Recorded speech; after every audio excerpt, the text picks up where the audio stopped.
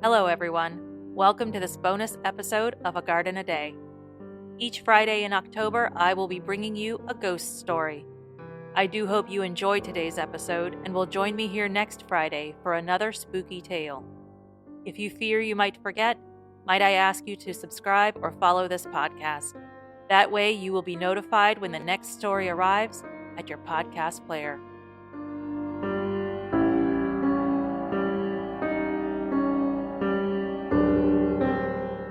Are you superstitious? When we receive a certain level of education, we're no longer supposed to be, are we? I wonder what M.R. James would think of that. Today's story is one of a collection of 8 stories compiled in the book Ghost Stories of an Antiquary by M.R. James. The book was published in 1904, though a few of the stories had been published earlier in magazines. The story has been adapted many times for radio and television and is now in the public domain.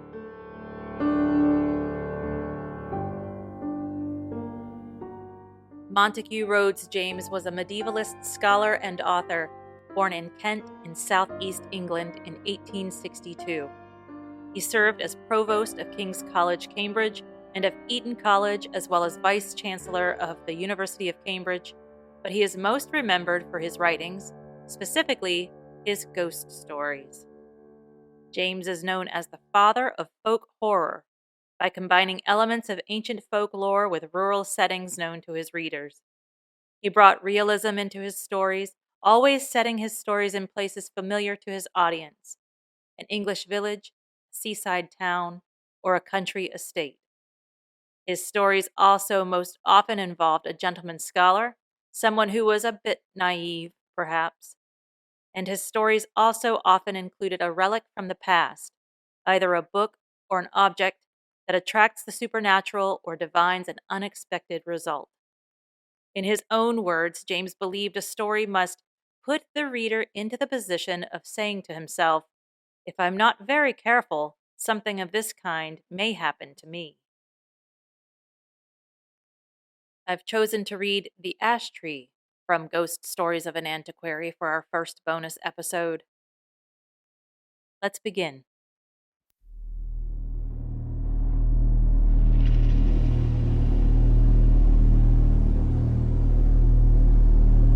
Everyone who has traveled over eastern England knows the smaller country houses with which it is studded.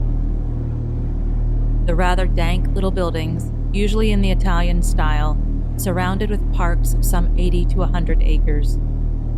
For me, they've always had a very strong attraction, with the gray paling of split oak, the noble trees, the meres with their reed beds, and the line of distant woods. Then, I like the pillared portico, perhaps stuck onto a red brick Queen Anne house which has been faced with stucco to bring it into line with the Grecian taste of the end of the 18th century. The hall inside, going up to the roof, which hall ought always to be provided with a gallery and a small organ. I like the library, too, where you may find anything from a Psalter of the 13th century to a Shakespeare quarto. I like the pictures, of course, and perhaps most of all I like fancying what life in such a house was when it was first built, and in the piping times of landlord's prosperity, and not least now, when if money is not so plentiful, taste is more varied and life quite as interesting. I wish to have one of these houses and enough money to keep it together and entertain my friends in it modestly. But this is a digression. I have to tell you of a curious series of events which happened in such a house as I have tried to describe. It is Castringham Hall in Suffolk. I think a good deal has been done to the building since the period of my story, but the essential features I have sketched are still there.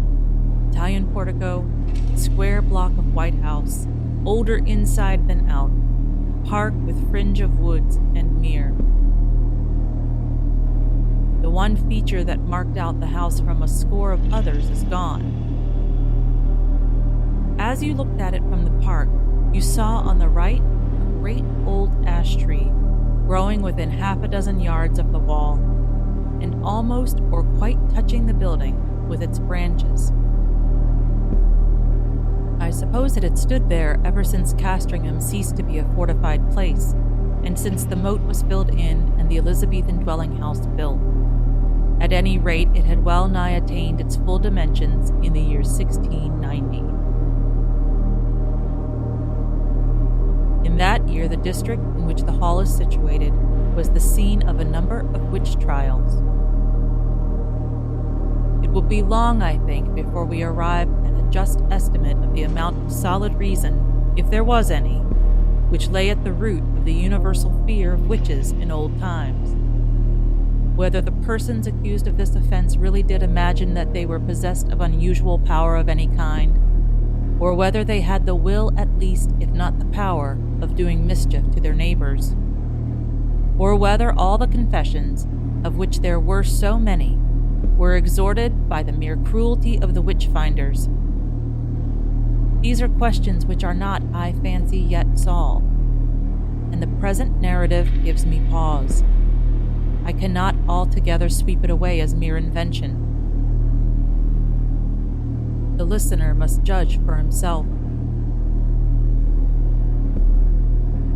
Castringham contributed a victim to the auto de fe.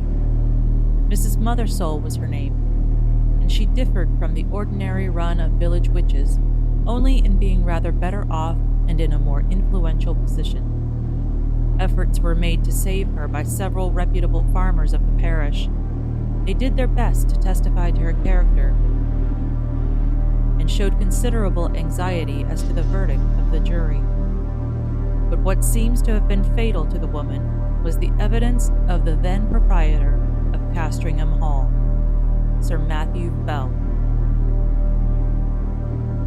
He deposed to having watched her on 3 different occasions from his window at the full of the moon, gathering sprigs from the ash tree near my house.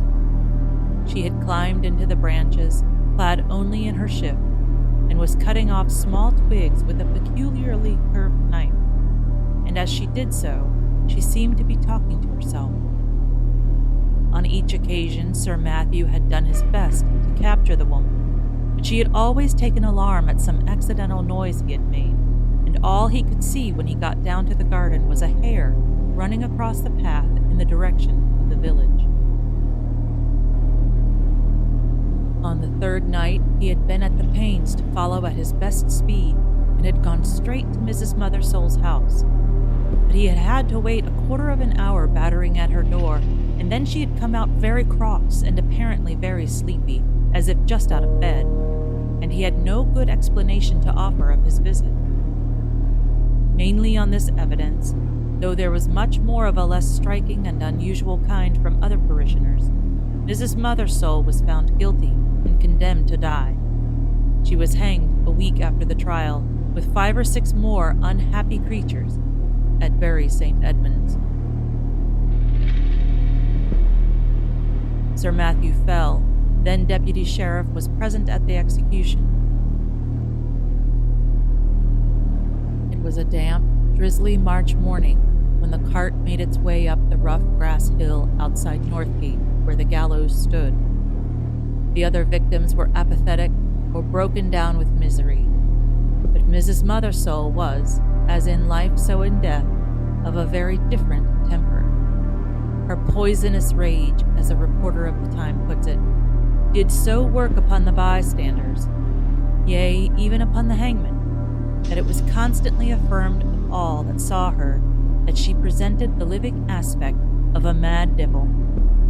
Yet she offered no resistance to the officers of the law, only she looked upon those that laid hands upon her with so direful and venomous an aspect that, as one of them afterwards assured me, the mere thought of it preyed inwardly upon his mind for 6 months after. However, all that she reported to have said was the seemingly meaningless words, "There will be guests at the hall," which she repeated more than once in an undertone. Sir Matthew Fell was not unimpressed by the bearing of the woman. He had some talk upon the matter with the vicar of his parish, with whom he traveled home after the assize business was over. His evidence at the trial had not been very willingly given, He was not specially infected with the witch-finding mania, but he declared, then and afterwards, that he could not give any other account of the matter than that he had given, and that he could not possibly have been mistaken as to what he saw.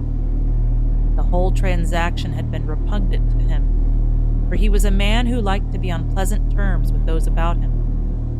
But he saw a duty to be done in this business, and he had done it. That seems to have been the gist of his sentiments, and the vicar applauded it, as any reasonable man must have done. A few weeks after, when the moon of May was at the full, vicar and squire met again in the park and walked the hall together. Lady Fell was with her mother, who was dangerously ill, and Sir Matthew was alone at home. So the vicar, Mr. Crome, was easily persuaded to take a late supper at the hall. Sir Matthew was not very good company this evening. The talk ran chiefly on family and parish matters, and as luck would have it, Sir Matthew made a memorandum in writing of certain wishes or intentions of his regarding his estates, which afterwards proved exceedingly useful. When Mr. Crome thought of starting for home, about 9:30, Sir Matthew and he took a preliminary turn on the gravelled walk at the back of the house. The only incident that struck Mr. Crome was this. They were in sight of the ash tree, which I described as growing near the windows of the building, when Sir Matthew stopped and said, "What is that runs up and down the stem of the ash?" "It is never a squirrel. They will all be in their nests by now." The vicar looked and saw the moving creature, but he could make nothing of its color in the moonlight. The sharp outline, however, seen for an instant, was imprinted on his brain, and he could have sworn, he said, though it sounded foolish, that squirrel or not, it had more than 4 legs. Still, not much was to be made of the momentary vision, and the two men parted. They may have met since then, but it was not for a score of years. Next day, Sir Matthew Fell was not downstairs at 6 a.m, as was his custom, nor at 7, nor yet at 8. Hereupon the servants went and knocked at his chamber door. I need not prolong the description of their anxious listenings and renewed batterings on the panels. The door was opened at last from the outside, and they found their master dead and black. So much you have guessed. That there were any marks of violence did not at the moment appear, but the window was open. One of the men went to fetch the parson, and then by his directions rode on to give notice to the coroner. Mr. Crome himself went as quick as he might to the hall, and was shown to the room where the dead man lay. He has left some notes among his papers, which show how genuine a respect and sorrow was felt for Sir Matthew. And there is also this passage, which I transcribe for the sake of the light it throws upon the course of events, and also upon the common beliefs of the time. There was not any the least trace of an entrance having been forced to the chamber, but the casement stood open, as my poor friend would always have it in this season. He had his evening drink of small ale in a silver vessel of about a pint measure, and tonight had not drunk it out. This drink was examined by the physician from Bury, a Mr. Hodgkins, who could not, however, as he afterwards declared upon his oath, before the coroner's quest, discover any matter of a venomous kind was present in it. For as was natural in the great swelling and blackness of the corpse, there was talk made among the neighbors of poison. The body was very much disordered as it lay in the bed, being twisted after so extreme a sort as gave too probable conjecture that my worthy friend and patron had expired in great pain and agony. And what is as yet unexplained, and to myself the argument of some horrid and artful design in the perpetrators of this barbarous murder was this, that the women which were entrusted with the laying out of the corpse and washing it, being both sad persons and very well respected in their mournful profession, came to me in a great pain and distress, both of mind and body, saying what was indeed confirmed upon the first view, that they had no sooner touched the breast of the corpse with their naked hands than they were sensible of a more than ordinary violent smart and aching in their palms, which with their whole forearms in no long time swelled so immoderately, the pain still continuing, that, as afterwards proved, during many weeks they were forced to lay by the exercise of their calling, and yet no mark seen on the skin. Upon hearing this, I sent for the physician, who was still in the house, and he made as careful a proof as we were able by the help of a small magnifying lens of crystal of the condition of the skin on this part of the body, but could not detect with the instrument we had any matter of importance beyond a couple of small punctures or pricks, which we then concluded were the spots by which the poison might be introduced, remembering that ring of Pope Borgia, with other known specimens of the horrid act of the Italian poisoners of the last age. So much is to be said of the symptoms seen on the corpse.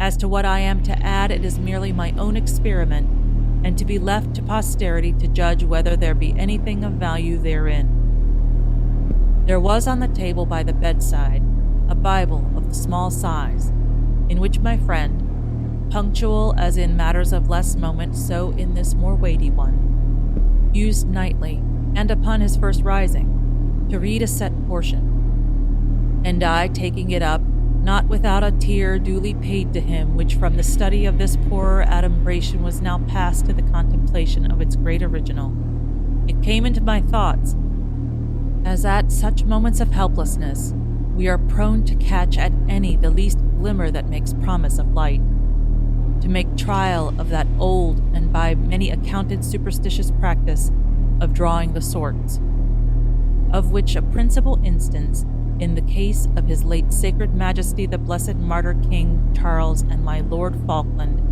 was now much talked of. I must needs admit that by my trial not much assistance was afforded me. Yet, as the cause and origin of these dreadful events may hereafter be searched out, I set down the results, in the case it may be found that they pointed the true quarter of the mischief to a quicker intelligence than my own. I made, then, 3 trials, opening the book and placing my finger upon certain words, which gave in the first these words, from Luke 13:7. Cut it down. In the second, Isaiah 13:20. It shall never be inhabited. And upon the third experiment, Job 39:30. Her young ones also suck up blood. This is all that need be quoted from Mr. Crome's papers.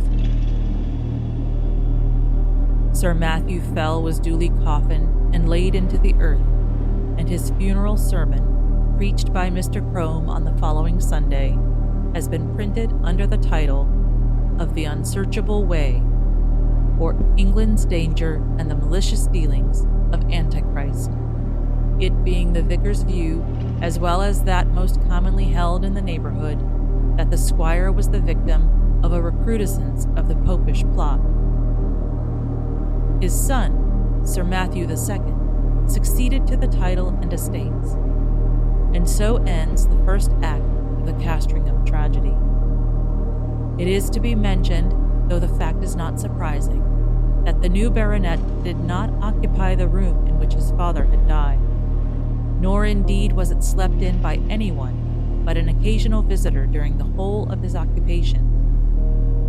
He died in 1735, and I do not find that anything particular marked his reign, save a curiously constant mortality among his cattle and livestock in general, which showed a tendency to increase slightly as time went on.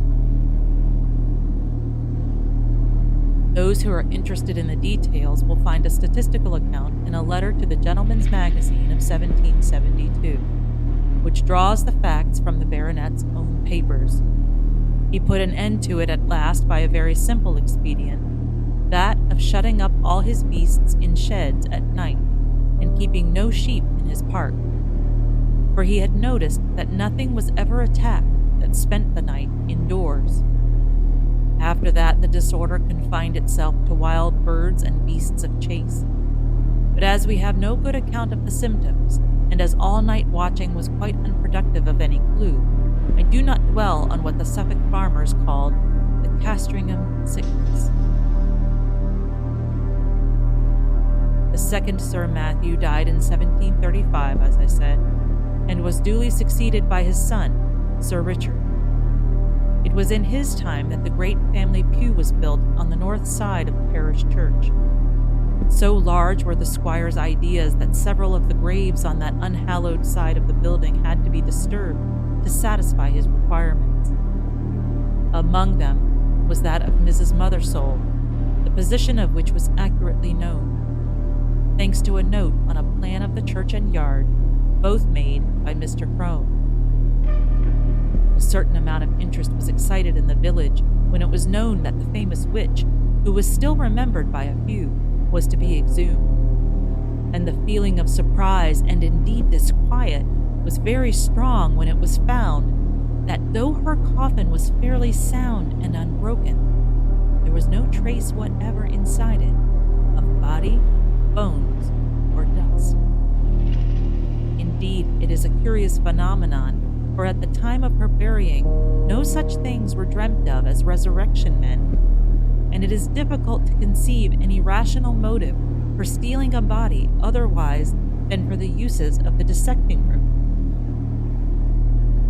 The incident revived for a time all the stories of witch trials and of the exploits of the witches, dormant for 40 years, and Sir Richard's orders that the coffin should be burnt were thought by a good many to be rather foolhardy, though they were duly carried out. Sir Richard was a pestilent innovator, it is certain. Before his time, the hall had been a fine block of the mellowest red brick, but Sir Richard had traveled in Italy and become infected with the Italian taste, and having more money than his predecessors, he determined to leave an Italian palace where he had found an English house. So stucco and ashlar masked the brick. Some indifferent Roman marbles were planted about in the entrance hall and gardens. A reproduction of the Sibyl's Temple at Tivoli was erected on the opposite bank of the mere, and Castringham took on an entirely new, and I must say a less engaging, aspect. But it was much admired, and served as a model to a good many of the neighboring gentry in after years. One morning, it was in 1754, Sir Richard woke after a night of discomfort. It had been windy, and his chimney had smoked persistently, and yet it was so cold that he must keep up a fire. Also, something had so rattled about the window that no man could get a moment's peace. Further, there was the prospect of several guests of position arriving in the course of the day, who would expect sport of some kind, and the inroads of the distemper, which continued among his game, had been lately so serious that he was afraid for his reputation as a game preserver. But what really touched him most nearly was the other matter of his sleepless night. He could certainly not sleep in that room again. That was the chief subject of his meditations at breakfast, and after it he began a systematic examination of the rooms to see which would suit his notions best. It was long before he found one. This had a window with an eastern aspect, and that with a northern. This door the servants would be always passing, and he did not like the bedstead in that. No, he must have a room with a western lookout, so that the sun could not wake him early, and it must be out of the way of the business of the house. The housekeeper was at the end of her resources. "Well, Sir Richard," she said, "you know that there is but the one room like that in the house." "Which may that be?" said Sir Richard. "And that is Sir Matthew's, the west chamber." "Well, put me in there, for there I'll lie tonight," said her master. "Which way is it? Here, to be sure." And he hurried off. "Oh, Sir Richard, but no one has slept there these 40 years. The air has hardly been changed since Sir Matthew died there." Thus she spoke, and rustled after him. "Come, open the door, Mrs. Chittock. I'll see the chamber at least." So it was opened, and indeed the smell was very close and earthy.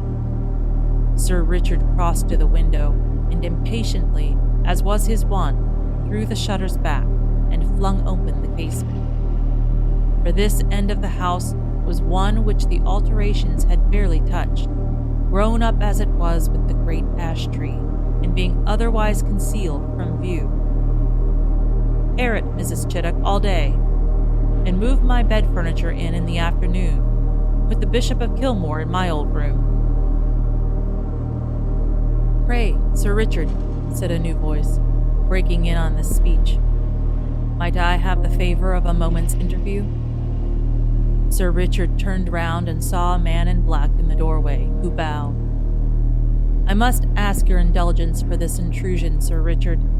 You will perhaps hardly remember me. My name is William Crome, and my grandfather was vicar here in your grandfather's time." "Well, sir," said Sir Richard, "the name of Crome is always a passport to Castringham. I am glad to renew a friendship of 2 generations' standing. In what can I serve you? For your hour of calling, and if I do not mistake you, your bearing, shows you to be in some haste." "That is no more than the truth, sir. I am riding from Norwich to Bury St. Edmunds with what haste I can make, and I have called in on my way to leave with you some papers which we have but just come upon in looking over what my grandfather left at his death. It is thought you may find some matters of family interest in them." "You are mighty obliging, Mr. Crome, and if you will be so good as to follow me to the parlor and drink a glass of wine, we will take a first look at these same papers together. And you, Mrs. Chittock, as I said, be about airing this chamber. Yes, it is here my grandfather died. Yes, the tree perhaps does make the place a little dampish. No, I do not wish to listen to any more. Make no difficulties, I beg. You have your orders. Go." "Will you follow me, sir?" They went to the study. The packet which young Mr. Crome had brought, he was then just become a fellow of Clare Hall at Cambridge, I may say, and subsequently brought out a respectable edition of Pollianus, contained, among other things, the notes which the old vicar had made upon the occasion of Sir Matthew Fell's death. And for the first time Sir Richard was confronted with the enigmatical sortus biblicity which you have heard. They amused him a good deal. "Well," he said, "my grandfather's Bible gave one prudent piece of advice. Cut it down. If that stands for the ash tree, he may rest assured I shall not neglect it. Such a nest of cadars and agues was never seen. The parlor contained the family books, which, pending the arrival of a collection which Sir Richard had made in Italy, and the building of a proper room to receive them, were not many in number." Sir Richard looked up from the paper to the bookcase. "I wonder," says he, "whether the old prophet is there yet. I fancy I see him." Crossing the room, he took out a dumpy Bible, which, sure enough, bore on the fly-leaf the inscription, "To Matthew Fell, from his loving godmother, Anne Aldous, 2 September, 1659. "It would be no bad plan to test him again, Mr. Crome. I will wager we get a couple of names in the chronicles." What have we here?"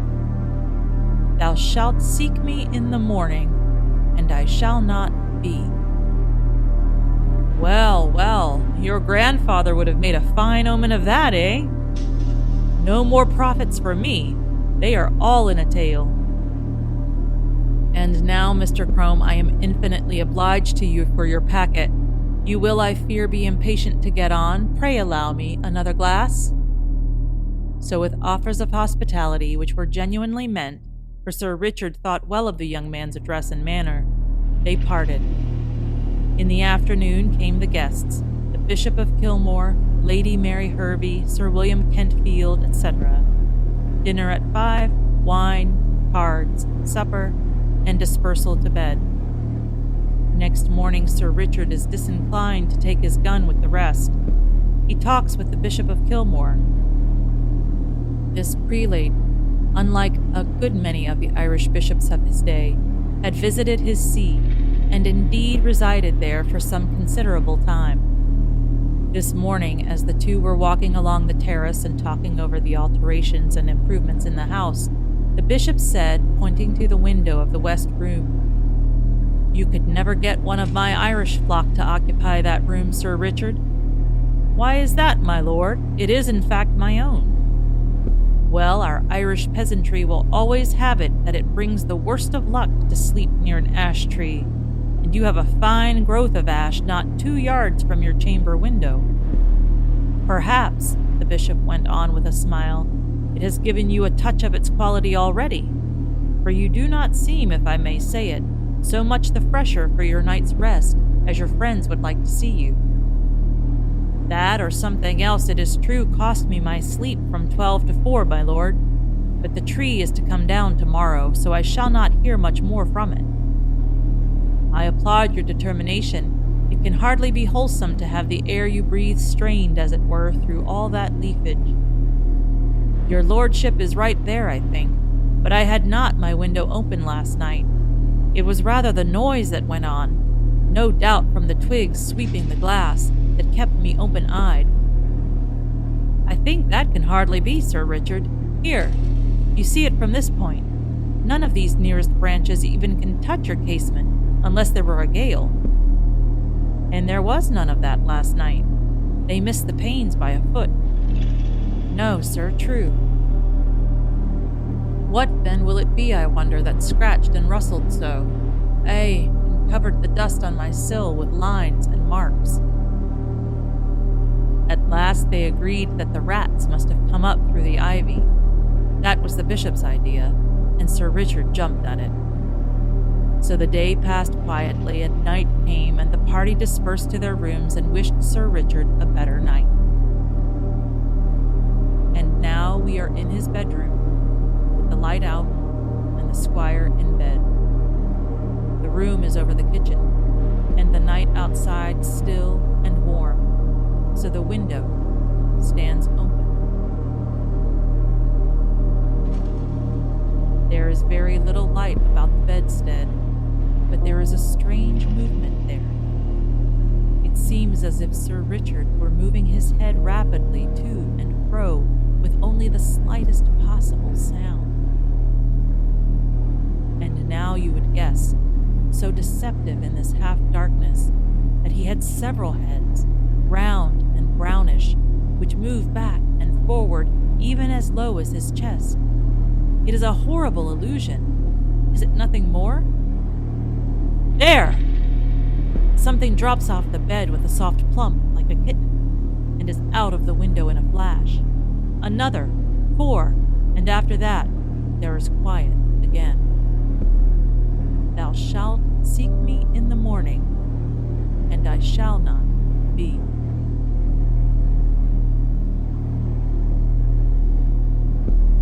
As with Sir Matthew, so with Sir Richard, dead and black in his bed.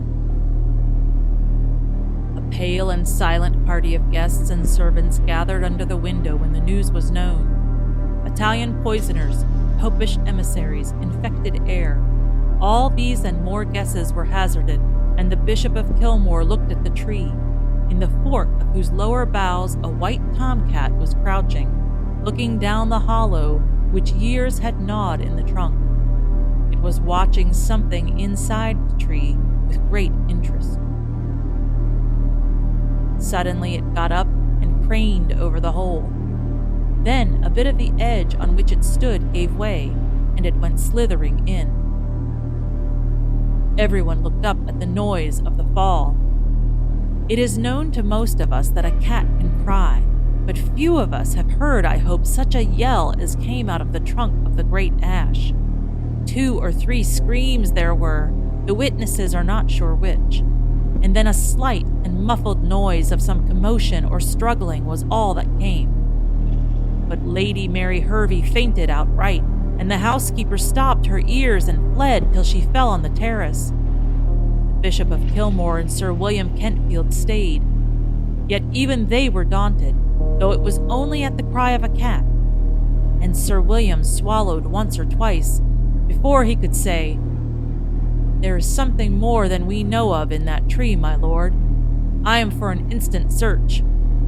And this was agreed upon. A ladder was brought, and one of the gardeners went up, and looking down the hollow could detect nothing but a few dim indications of something moving. They got a lantern and let it down by a rope. "We must get at the bottom of this. My life upon it, my lord, but the secret of these terrible deaths is there." Up went the gardener again with the lantern, and let it down the hole cautiously. They saw the yellow light upon his face as he bent over, and saw his face struck with an incredulous terror and loathing before he cried out in a dreadful voice and fell back from the ladder, where happily he was caught by two of the men, letting the lantern fall inside the tree. He was in a dead faint, and it was some time before any word could be got from him. By then they had something else to look at. The lantern must have broken at the bottom, and the light in it caught upon dry leaves and rubbish that lay there, for in a few minutes a dense smoke began to come up, and then flame, and to be short, the tree was in a blaze. The bystanders made a ring at some yards' distance, and Sir William and the bishop sent men to get what weapons and tools they could, for clearly whatever might be using the tree as its lair would be forced out by the fire. So it was. First, at the fork, they saw a round body covered with fire, the size of a man's head, appear very suddenly, then seem to collapse and fall back. This 5 or 6 times. Then a similar ball leapt into the air and fell on the grass, where after a moment it lay still.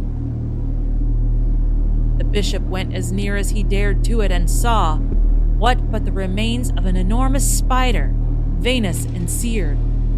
And as the fire burned lower down, more terrible bodies like this began to break out from the trunk, and it was seen that these were covered with grayish hair. All that day the ash burned, and until it fell to pieces the men stood about it, and from time to time killed the brutes as they darted out. At last there was a long interval when none appeared, and they cautiously closed in and examined the roots of the tree. They found, says the Bishop of Kilmore, below it a rounded hollow place in the earth, wherein were 2 or 3 bodies of these creatures that had plainly been smothered by the smoke.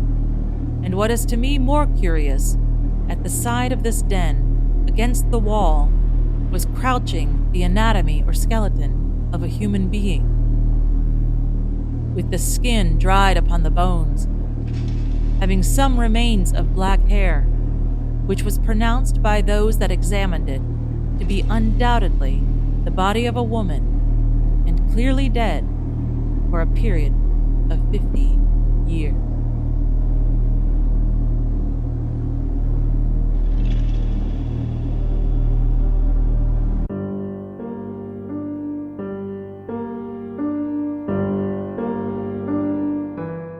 I hope you have enjoyed today's story. If you're a fan of the regular podcast episodes, you might already know that today's garden visit shares a link with today's ghost story.